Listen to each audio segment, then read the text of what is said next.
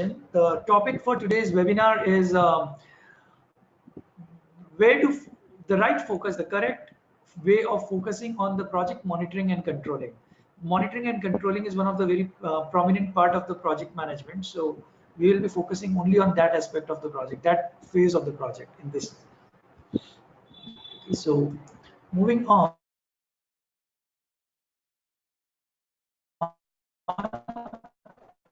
Before we actually get into the topic, I'll just give you a brief background about myself.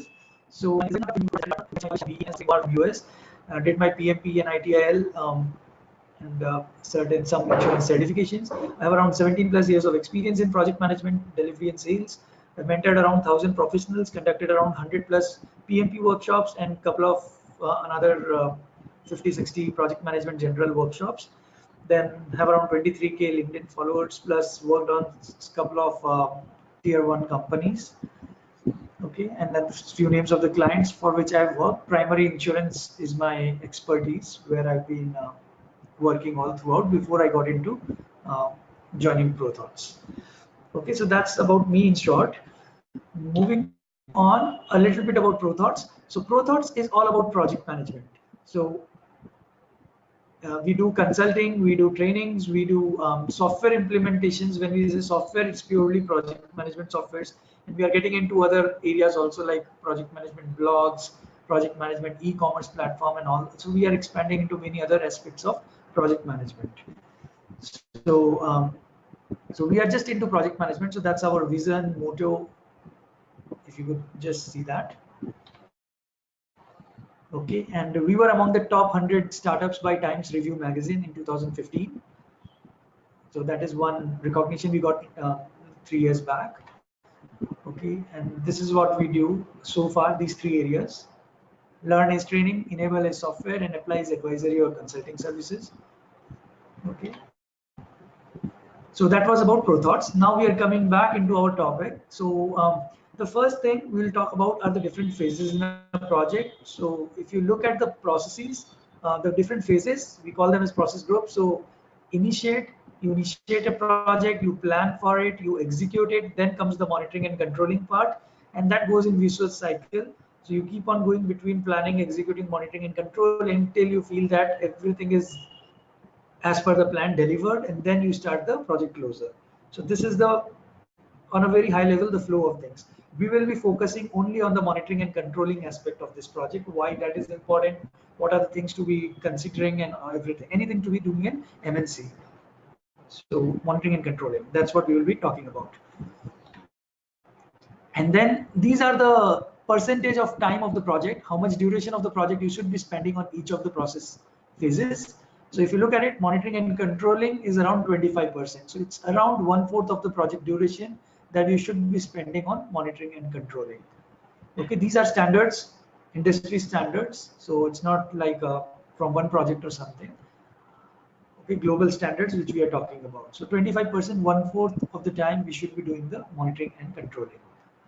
And now coming to the monitoring and controlling all the project work, what it is the tracking, reviewing, and controlling the progress of the project. You have to make sure it's in the right direction. If it's not, bringing it back onto the track. That's what you do in monitoring and controlling. And why it is done? One, to get the insight of the project progress. Second, to identify the areas that require special attention, anything that you need to improve, or if anything getting wrong. Third, comparing the actual performance against the plan. If you're not following the plan, if you're behind schedule, over budget, all those things you can compare here. And then if you're not on plan, then you need to take certain corrective and preventive actions that needs to be taken to bring the project back on track. So these are the high level things that you need to do in monitoring and controlling. Okay, now one of the primary things that we worry about in project management in the monitoring and controlling phases is the second and the third bullet points, the work performance information and the work performance reports.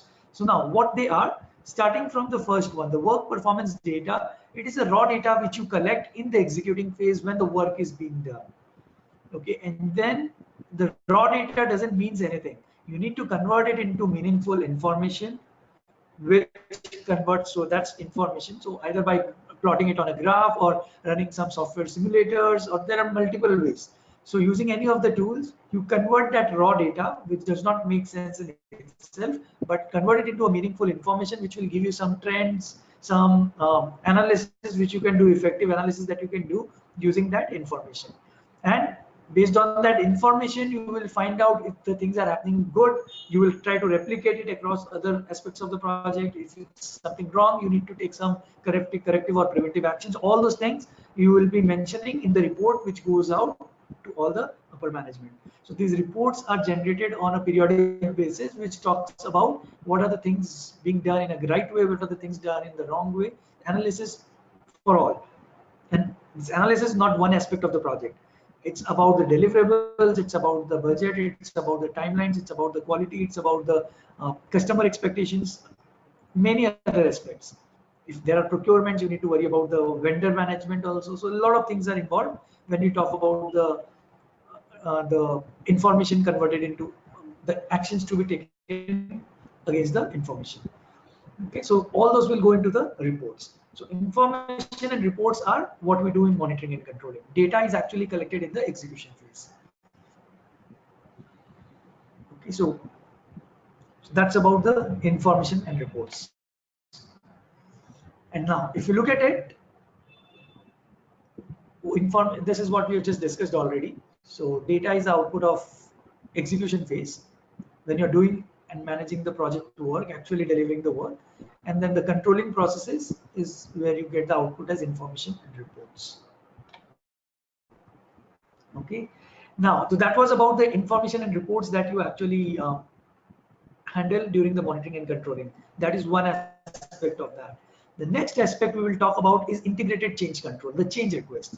So you plan, and say for example, customer comes back to you, or upper management comes back to you saying the requirements which you gave, actually it changed. So there is a change in the requirement. So there has to be a change in the plan. Or maybe you realize that you missed out in the planning something, so you need to revise the plan. So for any reason, if you need to revise the plan, you just cannot go back and directly do the revision to the plan. You cannot update the plan because it's already approved, and approved plan, you need certain sets of approvals before you can touch it. So the process that you will be following is the integrated change control. So you will raise a change request, a change log tracks it, or a change tracker tracks it. It can be Excel spreadsheet, it could be certain softwares, it could be in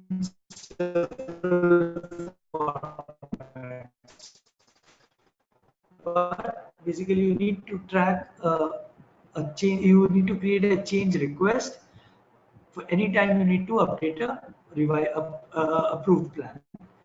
Okay, so if I have to talk about what you do in change requests, the first thing is, for whatever reason, whether it be requirement change or a planning failure, or maybe some government regulations came up because of which the now to revise the plan, for whatever reason it be, it does, you need to raise a change request. And when the request is raised, all the change tracked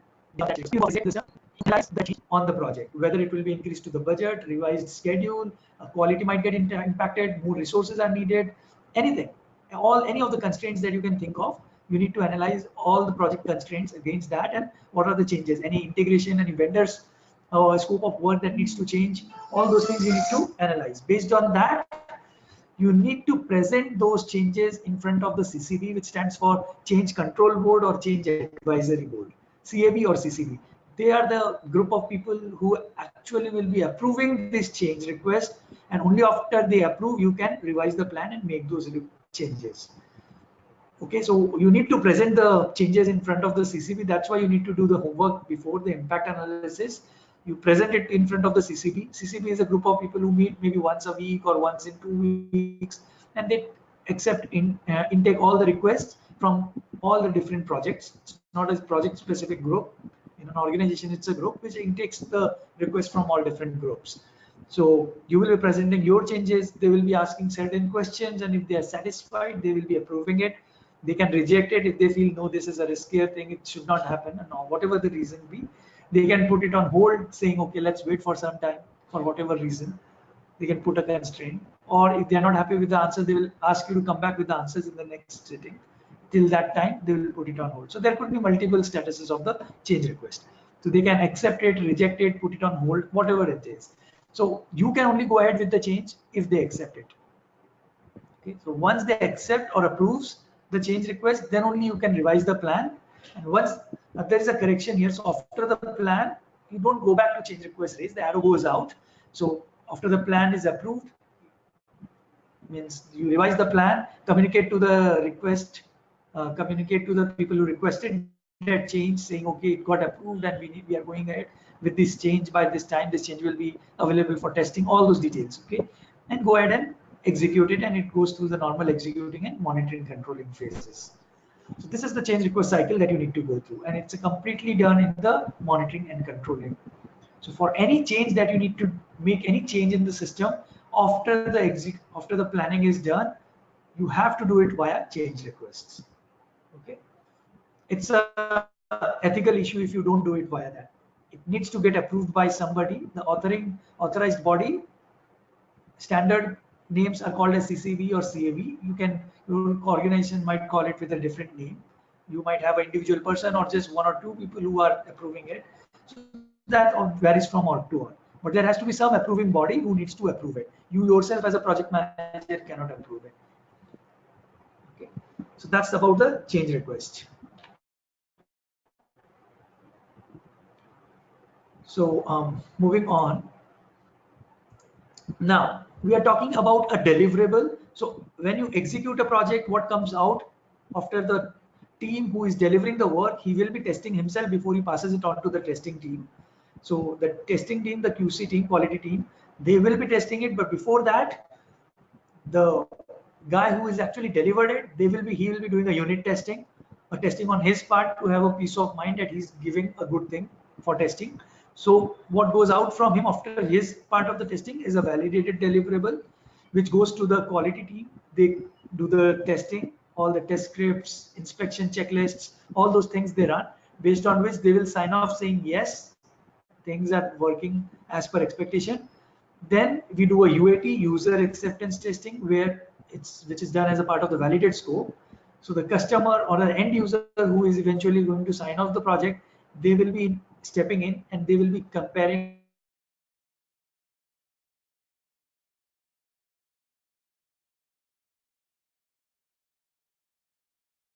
the deliverables against the requirements and making sure that it's a user acceptance. And what is the deliverables?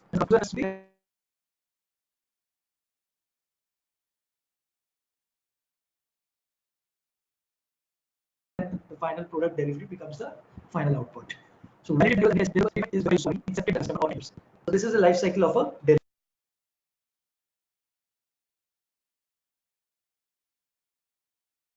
deliverable. So verified and accepted deliverables are the two outputs of the part. These are the two things that you do in monitoring and controlling. Okay. Moving on to the next slide.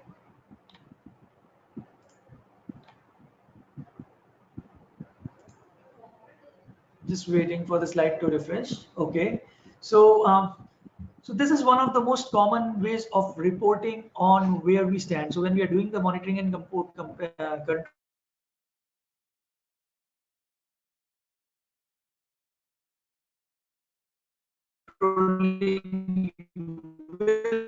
will be reporting to the seniors, to the upper management, to the client, to the something which is actually talks about how much work has been done so far, how much should have been done, and with these two, where we stand and by what time the project will be completed.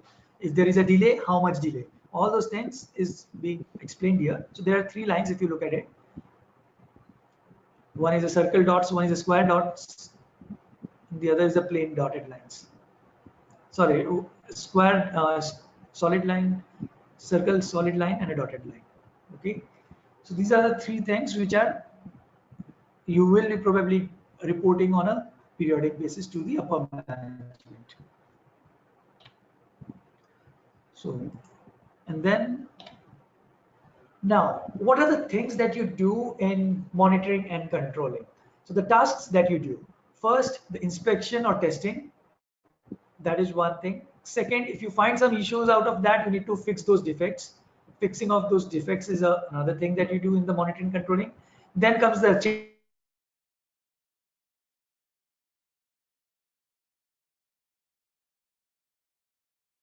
change request process, which we just discussed, which needs to go through the change control.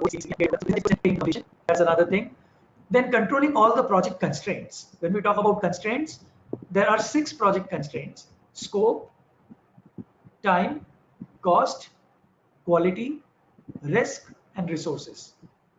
So whenever there is a change request, also you need to compare all these constraints and check whether any of these constraints are getting impacted. And throughout the project monitoring and controlling, you have to check whether scope wise you are on track, time wise you are on track, quality wise you are on track, cost wise you are on track, resource wise you don't need any additional resources. If you need are overstaffed, you need to ramp down. All those things you need to make sure. If there risks are happening, you need to monitor the risks also in monitoring and controlling. So all those things you need to monitor and control. So all these project constraints you need to handle in the monitoring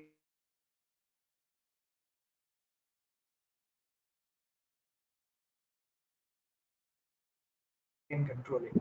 Okay, and on top of these project constraints, there are few like different departments and your team, all the different stakeholders involved. The communication needs to happen. No, none of the constraint communication channels are broken. That's another thing. Next is the stakeholders. All the people and the organizations involved in the project. Are they engaged properly? Are their expectations are set and they are happy with the way the projects are done? All those things you need to handle. So stakeholder related monitoring and controlling. Then procurements, the vendor management also needs to be monitored. Are they delivering on time? Are they getting the proper payments released on time? Okay, all those things you need to control in the procurements. And then if there you find any variations, something not happening as per the plan, you need to take some corrective actions. That's another thing that you do. And then we talked about the data information reports. That's another thing that you do in the monitoring and controlling, converting the data into information and information to reports. Okay, and then validate scope is nothing but the conditional sign off user acceptance is nothing but the validate scope, which we just discussed, which will convert the verified deliverables into verified into accepted deliverables, based on which the project closer will start. Okay, so all these things you will be doing as a part of monitoring and controlling.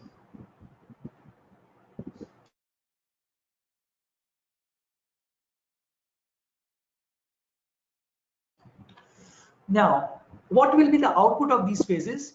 So one, all the testing results. You will be running the test and you will be storing the testing results in the QC measurements. So testing results.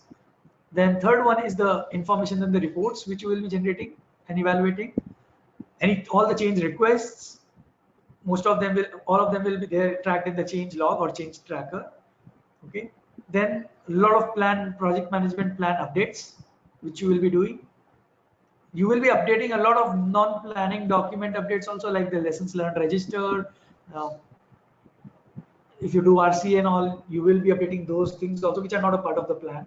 But a lot of other documents, non-planning documents, end up updating in this phase. And procurement closures. Before you start the project closer, you have to make sure that in the monitoring and controlling, all the procurements are closed. Okay. All these things are done as a part of the monitoring and controlling phase of the project. So moving on to the next phase. So these are the outputs in the monitoring and controlling. Now after this, we will end up talking a lot about these things. So if you look at all the different tools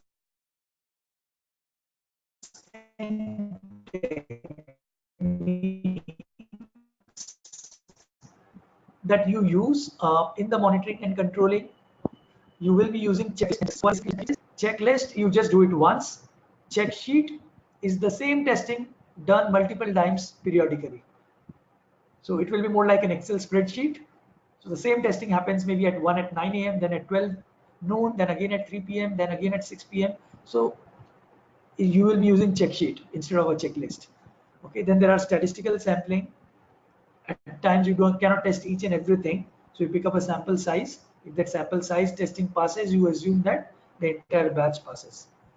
Okay, then there are a lot of questionnaire and surveys which you will be using.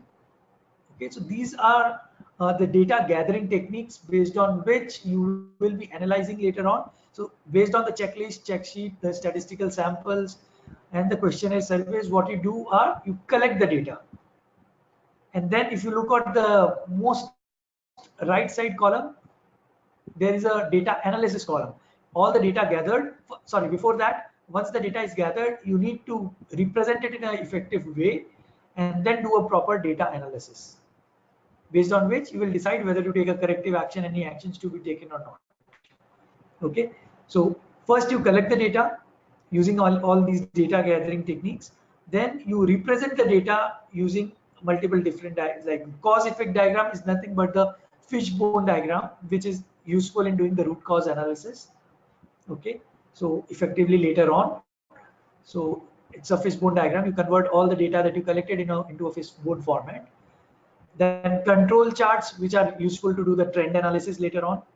Scatter diagram, which helps you to do control charts and scatter diagrams. Okay, sorry. Control charts are used for two things. One, to do the trend analysis, and one, to identify if any process is out of control or not.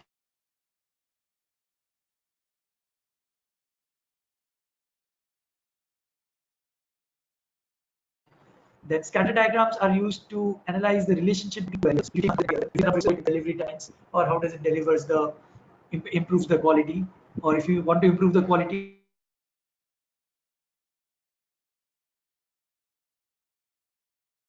by 10%, how much budget needs to increase. A lot of those type of analysis.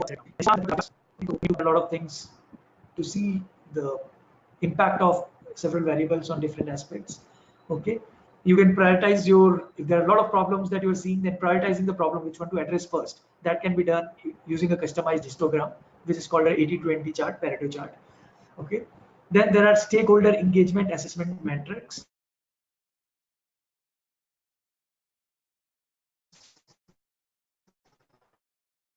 So a lot of stakeholder analysis can be done using these. Take a picture, you can research it on the net later on if you want to get into these details. Okay, and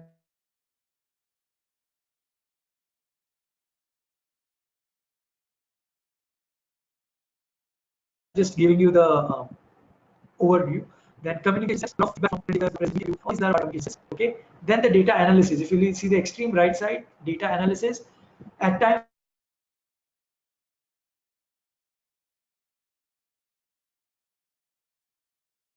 you need to find out alternative solutions.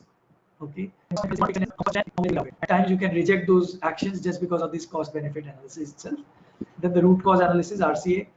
Earned value analysis is all about time and cost.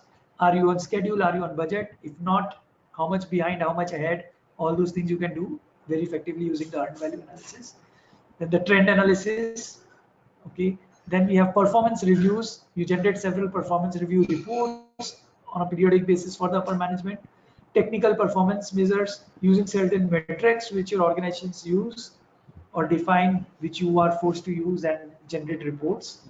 Okay. Then the reserve analysis, how much risk has happened, how much buffer reserve that you have kept aside for the risks have been used, utilized. Okay, how much buffer is left off. And then effective stakeholder analysis using the stakeholder engagement matrix. Okay. All these data analysis that you need to do.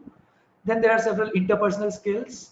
If you look at it, the negotiation, influencing. As a PM, you need to influence many people across. You need to observe, converse with a lot of people and get a lot of information that way. Actual listening, active listening, political and cultural awareness, that you need to know the politically a lot of things that need to be handled in a project. Similarly, culturally, sensitiveness that you need to have in the team. There are a lot of leadership skills you need while handling the monitoring and controlling, and networking you need. Okay, networking within the team and even beyond, outside of the team. And then if you look at the middle column, inspections and audits. Okay, that's one thing. Then the testing and product evaluations, which are actually running the test scripts if you're not using the checklists. Then meetings, you do a lot during the monitoring and controlling. Expert judgment, at times you might have to go with certain experts, or if you are an expert yourself, with your judgment you have to make a calls. So expert judgments, at times you don't apply any tools as such. Then a lot of decision making by voting, or you evaluate on certain criteria. We call it as a multi-criteria decision analysis. So factor-based evaluation basically. So that's decision making.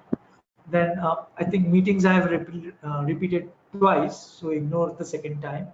Then a lot of problem solving. You do the root cause analysis, get into the problem solving mode and resolve the problem, or you make the team do that.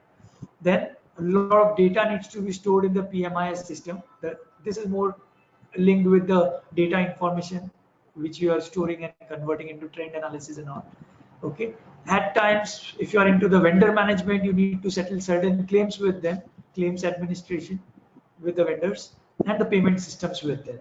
You need to make sure that at several intervals, the payments are also released to them as and when they are delivering the satisfactory work.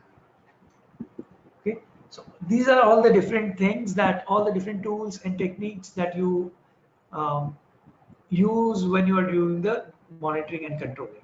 Now, few things might apply to cost, few things might apply to time, few things might apply to quality, few things for communications, few things for, we have talked about all the different things that you need to monitor and control. So, and few things might apply to more than one aspect of the aspects of what you are monitoring and controlling. Like say, for example, when you say RCA, root cause analysis, you do RCA for probably almost everything. If there is a communication gap which has happened, communication network broke down, you will do RCA for that also. If you went over budget, you will do the RCA for that also. So RCAs and many things will be applicable across. Few things are specific to limited areas. Okay, so these are the things that you need to use when you're doing monitoring and controlling. Okay, so that was about our monitoring and controlling aspect of the project. Okay, so these are our contact details of ProThoughts Pune. So I'm calling from Pune office of ProThoughts, so that's why it's specific to Pune details I've given. info@prothoughts is a common contact email that you can drop an email if you have any queries, if you need any further information or any sort of doubts, counseling, anything that you need, you can connect with us through any of these mails, and we'll be more than happy to help you out. Let's call it off. So best of luck. Okay, with hope this was a informative session. So in 1 hour we cannot cover almost everything, but I tried to cover as much as possible about monitoring and controlling that I can. Like talking about in details and all, for those you might have to go for a detailed session with us. Okay, so we do conduct a lot of those sessions. You can check those out on our website also. So okay, so this was just like a filler which can give you a little bit of information how to start. And okay, so okay, thank you and all the best.